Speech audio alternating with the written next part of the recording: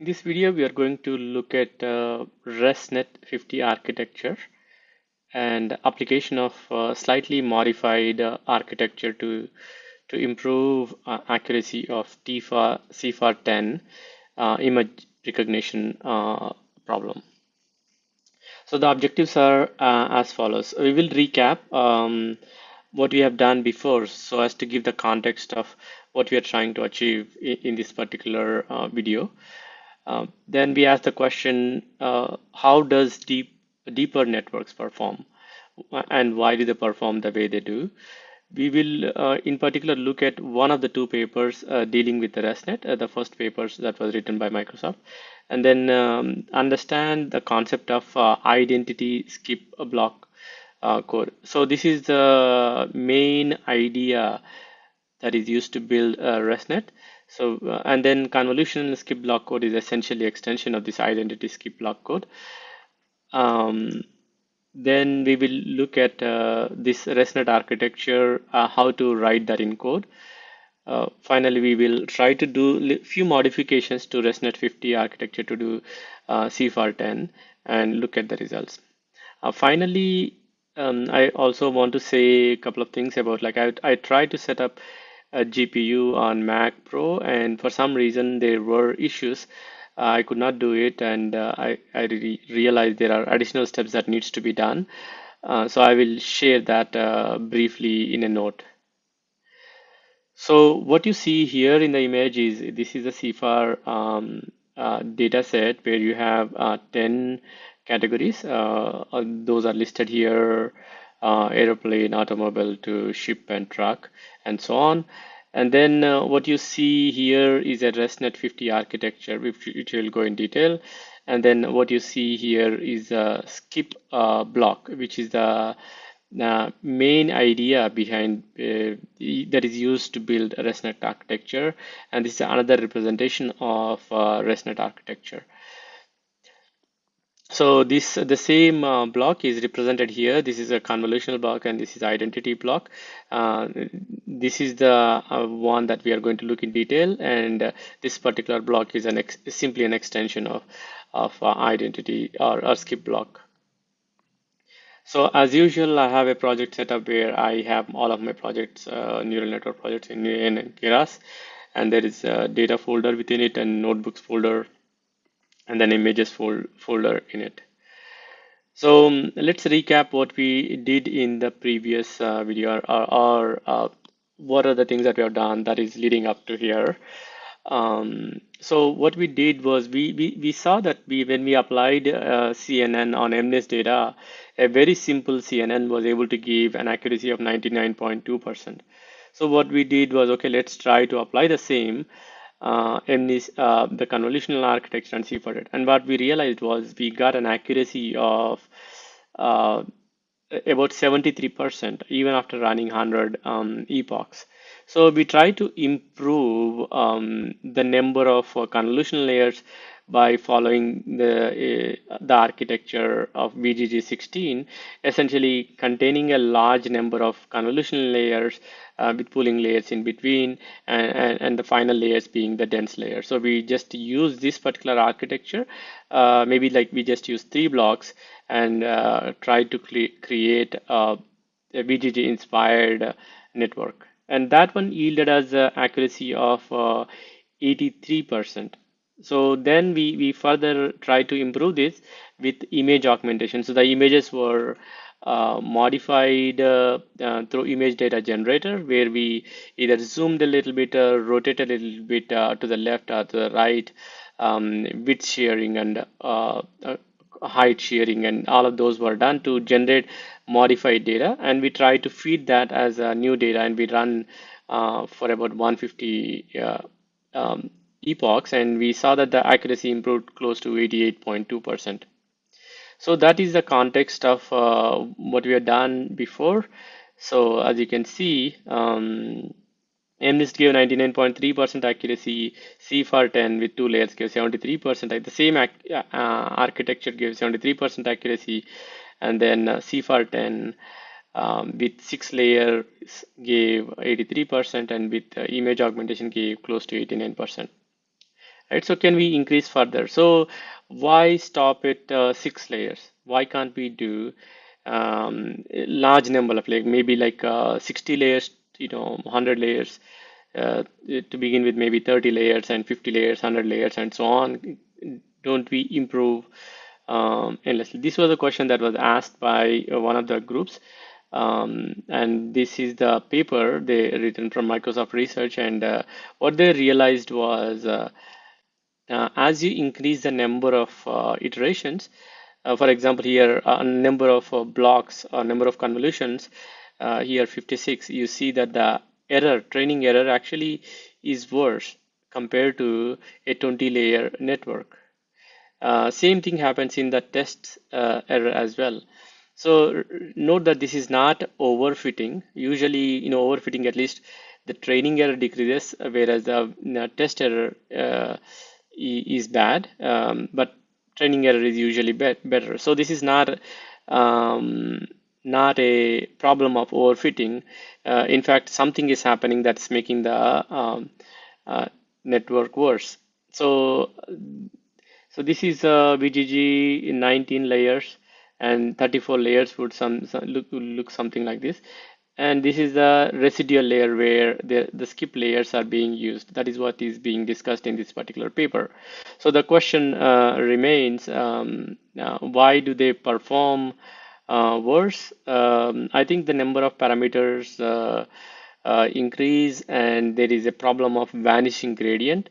So the gradients start to become poorer, become zero. There is no additional learning as you increase network. So they came up with an idea of using a skip layer.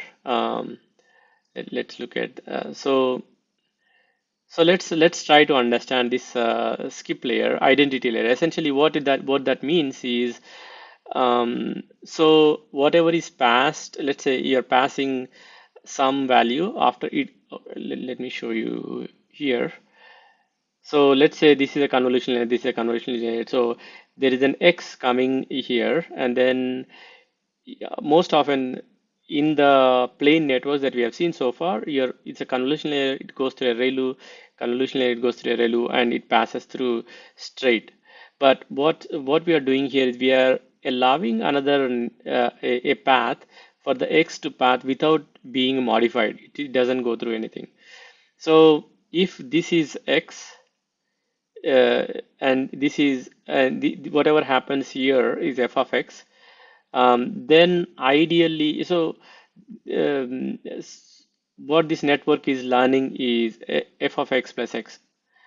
So the rationale is that, okay, let's see if at least if there is a vanishing gradient problem, at least this is becoming zero, but at least we are passing x, so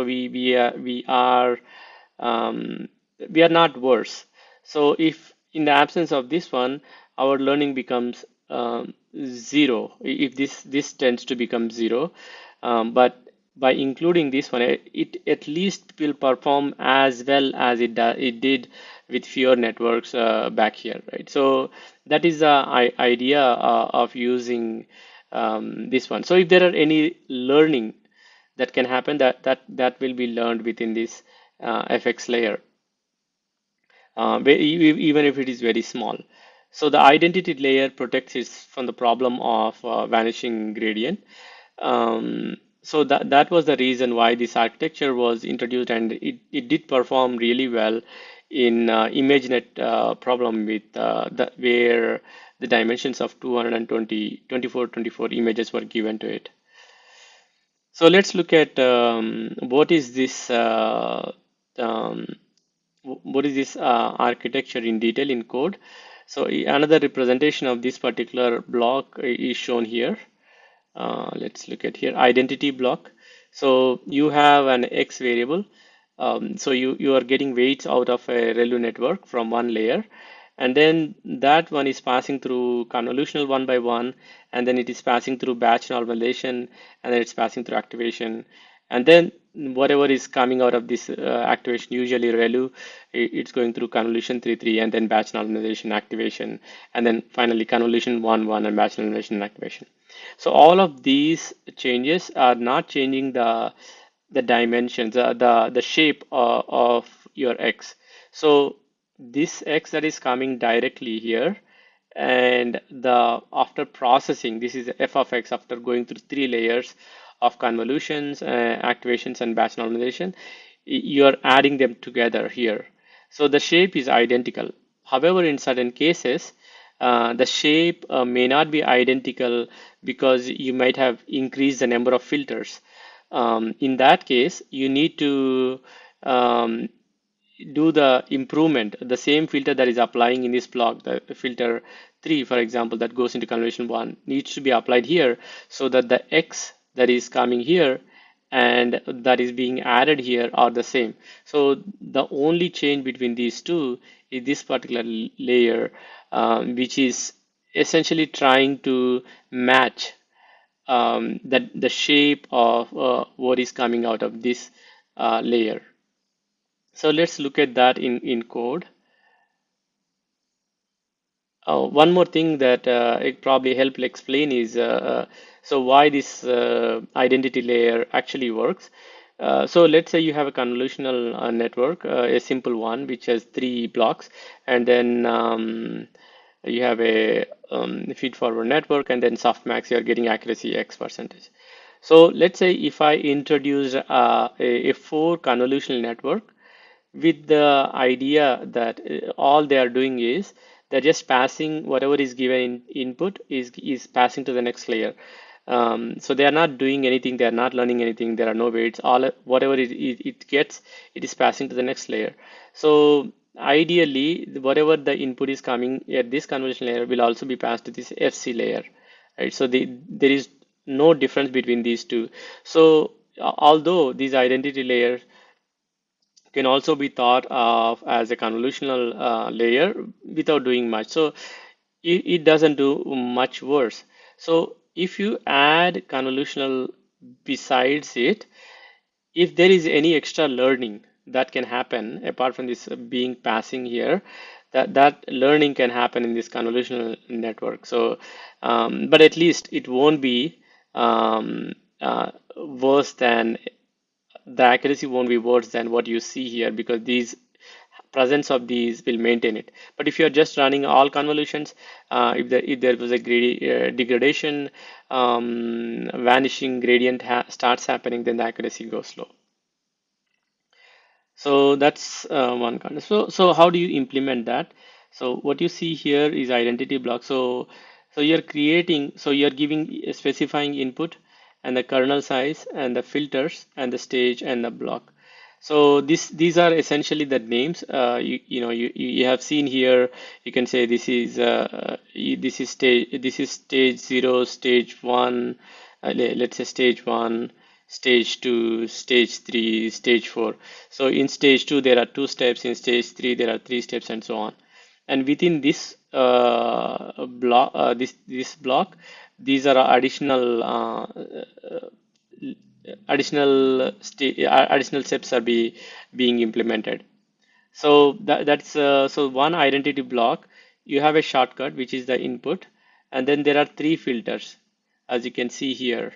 There are three convolutions are happening, and each one of them have their own filter. So in this case, one by one, one by one. And these are actually the dimensions, and this is the kernel size. So the kernel size is one by one, and these are the three filters that are being passed. Right? So the dimension of x and the shortcut x are identical. So you can add easily using this add a tensor, and then you are passing through activation ReLU. It should be noted that this skip identity block has been modified for CIFAR, but we will discuss that a little bit later. So this convolutional skip block is implemented especially in cases where the input layer, this inputs, is not same thing that is coming out of all of these operations. So you need to go through the shortcut layer is also going through convolution through this F3 filter so that this shortcut X and X match. Okay. Now what we look at is ResNet code for 50. So the reason why it's 50 is you can count all of these filters. So these are like 9 here. Actually, there should be one more layer here. Um, if you count all of these times 3, all of these lines times 3, plus one layer that goes through convolutional 2D here, and there is a another one here. So you will get 45 within this block, 48 within this block, and there are two other layers here, convolutional 2D and the dense layer. So together, all of them make 50. So, but the steps are fairly straightforward. You can see you are implementing a convolutional block, identity skip block, convolutional block, identity skip block, and so on. So all of this together, they make up 50 layers. And when this was applied on different architectures, it actually produced very good results on different ImageNet dataset, for example. So let's look at a few more things.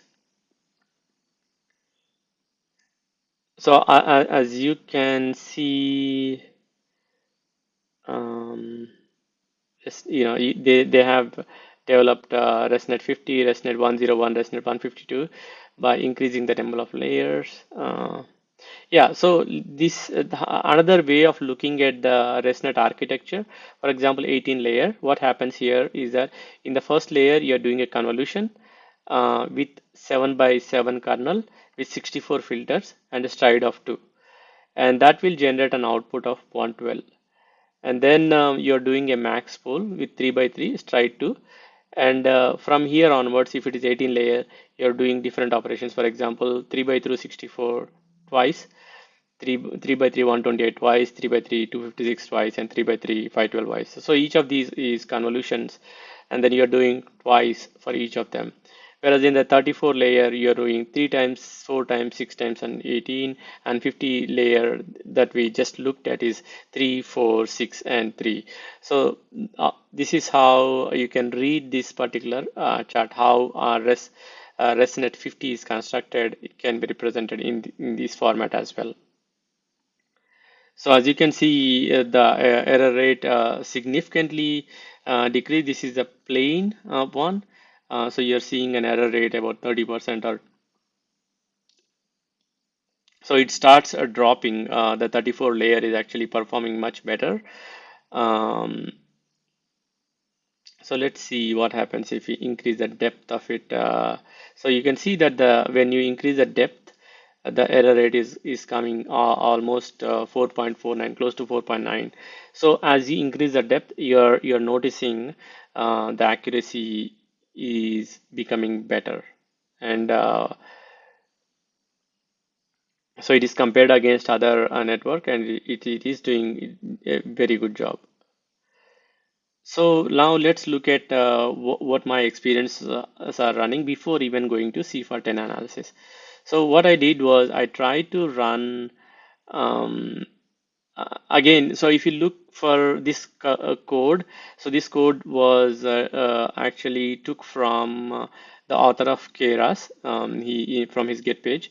Um, so if you look other, I took out all of the unnecessary or code that makes understanding it difficult. All of that content was removed. For example, he was checking whether the channel was last or first, if there are any exceptions, what to do, and so on. All of that was implemented in the code, but here I removed them.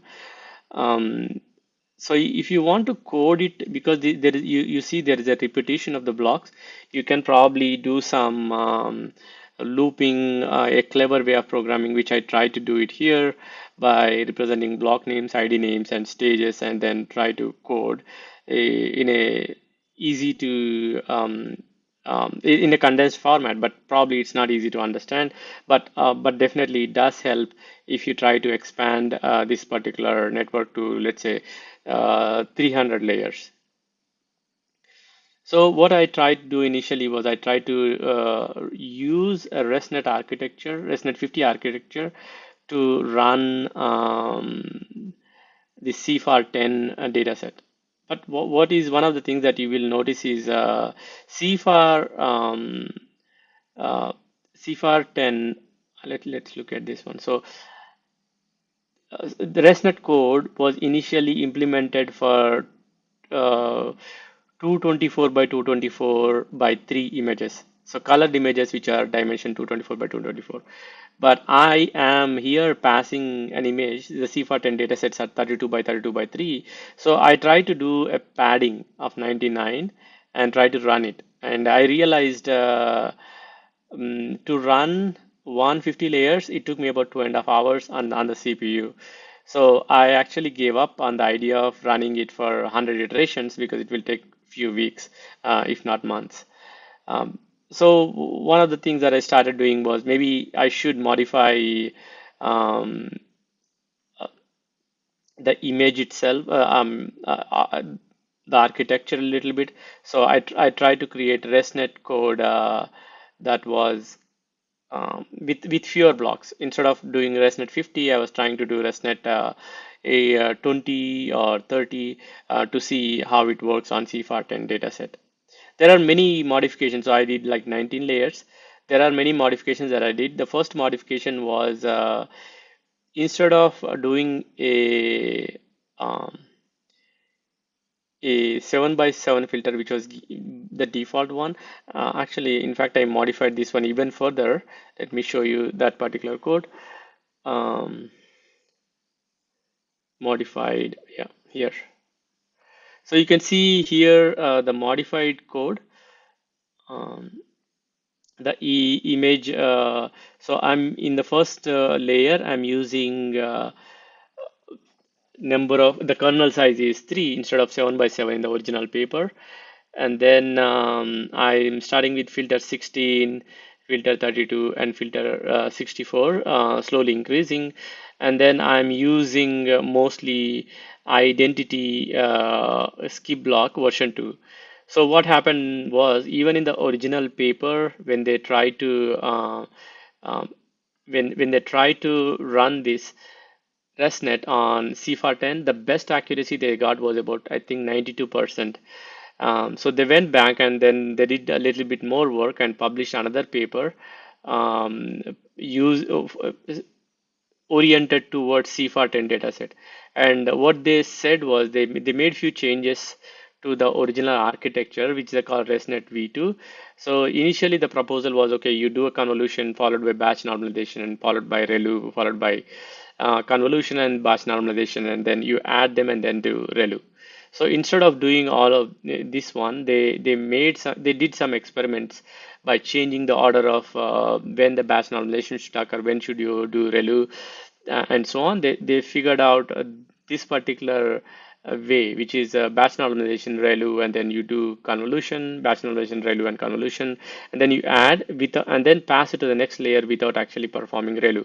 So this was performing better for a CIFAR10 dataset. So these are the modified, and you can see that with the original paper, they got even with 1001 layers, they got 7.61 percentage, whereas with these modifications, they were able to get 4.92%. So I try to modify similarly, and which is shown here, but also because it was still taking a large amount of time, instead of doing uh, 100 layers, I just simply did about 30 layers, which are shown here, and then my accuracy results when I ran this program was, let me show you, is about 89% accuracy.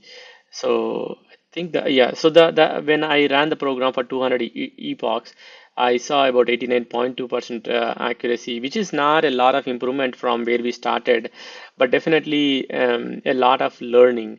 So in terms of how the skip layers are used in terms of how to increase the number of layers.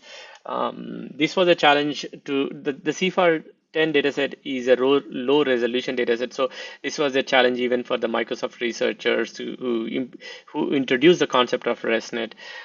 So that's why I think even seeing 89.2 percentage without exactly implementing as they did was pretty decent for 30 um, layer depth network. So so s- before wrapping up, let me just go through the code one more time. In terms of, so the modified code changed when the convolution should occur, batch normalization activation. So this order also changed. And then the number of filters that I used was 16, 32, and 64. So this is the modified, and then there is also identity layer was also changed a little bit to match what was proposed in the later paper. So one of the things that we looked in the previous video, as well as what we are doing here, let me show you um, how the model is called. So you can call X train a Y train, which is what we already know: epochs, number of epochs, validation data set, shuffle is equal to, and there is a something known as callbacks is equal to callbacks. So what happens is that after every epoch, whatever is specified, whatever the functions are specified within these callbacks, are being called with a parameter epoch within that. So we are in this case we define callbacks as a checkpoint function, LR reducer function, and LR scheduler. So you can see this LR schedule is a function, and then which is provided in learning rate scheduler. So what it does is that up to 70 iterations, use zero point 0.5 to the power of minus 5, up to 100 10 power minus 5, and up to 150 it's a 10 power minus 6, or 5 times 5 into 10 power minus 7. So we are defining how the learning rate should be after certain number of epochs, and that we are passing through a learning rate scheduler, and this function is being placed here. And then LR reducer is when there is no change in learning, then it will try to decrease the learning rate by 10 automatically for a certain number of iterations. And the checkpoint is this is the place where the model will check, and then it will try to uh, we can save the weights and so on. It's at every epoch. So we are providing a file path, and we are giving what we are monitoring, the validation accuracy and so on, and we are saving the best. So that is being passed into this callbacks. Everything else is the same.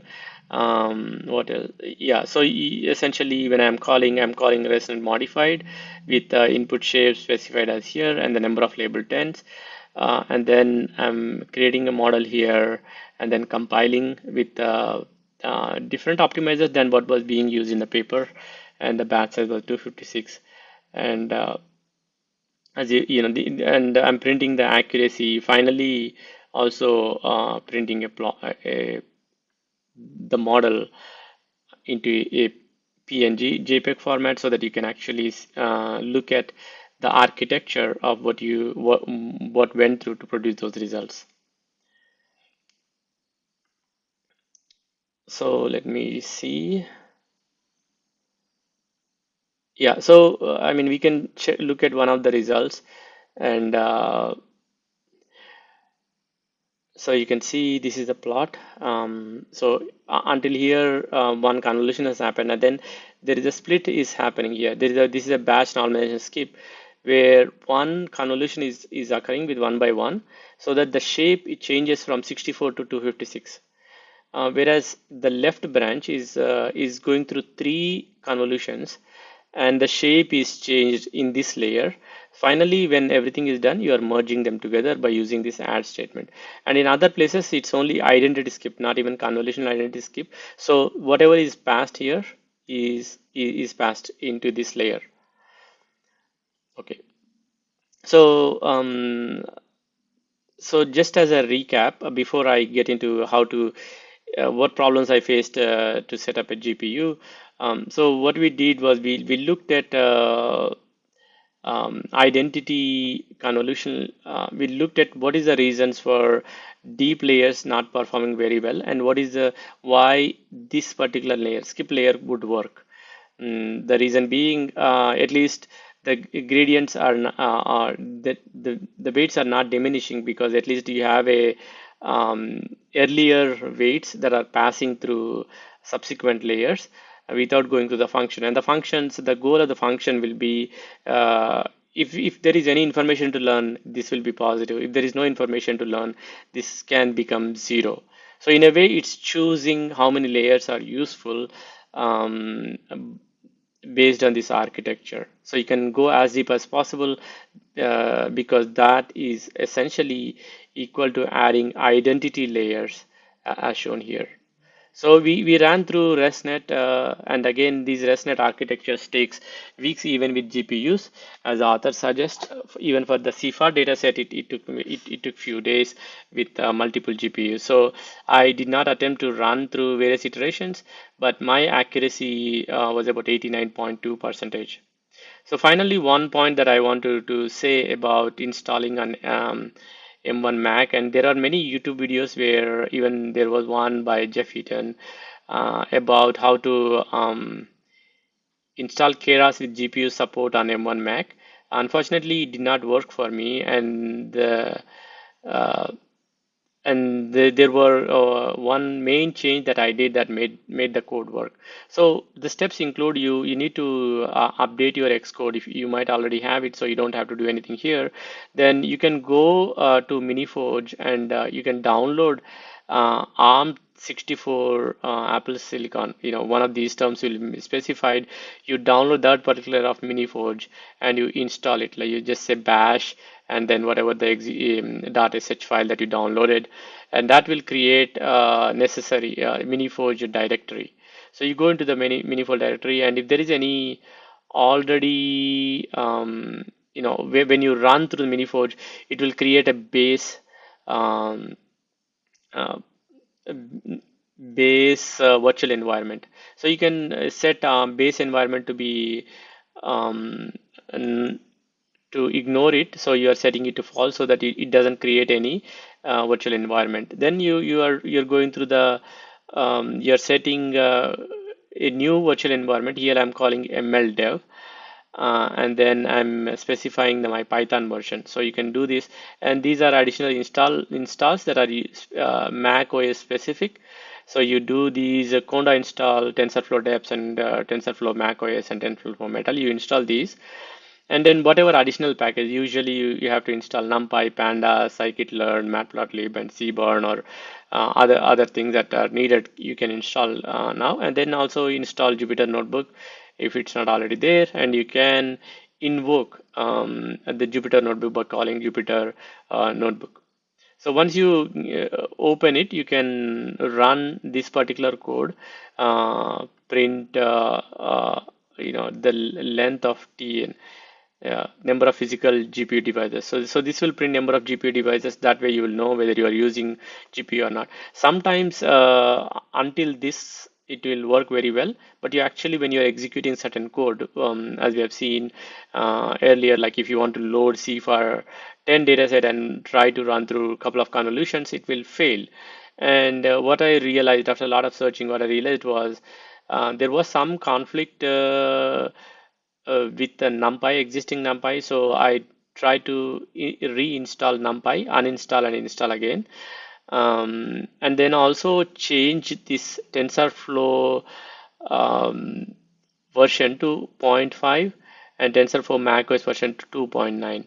So when I did it, it started running, and it actually runs much faster. Something that was seen as running 12 to 15 minutes, I was able to run on GPU in within less than a minute, like 40 seconds or something like that.